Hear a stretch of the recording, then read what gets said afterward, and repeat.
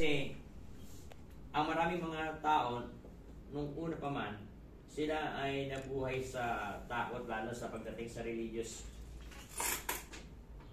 belief. Sila ay tinatakot. At ganoon din sa ibang mga reliyon, kaya sila ay sumusunod kasi dahil sa tinatakot. Ngayon, ang gusto ng Panginoon, sumunod tayo with love. Di ba kasi yung sumusunod ka dahil lang sa takot? Iba yung sumusunod ka with love, may pag-ibig.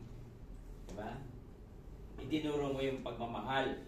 Hindi yung takot ka lang dahil may pamalo. Pag nawala yung pamalo, gano'n na nangyayari. Kapag ka nawala na yung pamalo, nawawala na yung takot. Lalo na kapag yung mamamalo ay may edad na, hindi na kaya mamalo, wala nang pagsunod.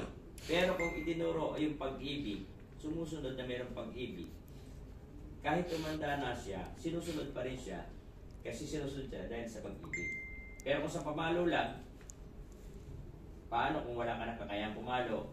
Kaya hindi na susunod kasi hindi na ayang mamalo. Kaya sabi rito sa ating pinag-aaralan na hindi tayo binigyan ng Diyos ng espiritu ng pagkatakot, but of power. May kapangyarihan. Kaya lang, kung yung power na yun ay hindi natin inoon at hindi natin ginagamit, nagiging powerless kasi hindi nga ginagamit. Kaya nga dapat gamitin yung kapangyarihan bilang anak ng Diyos.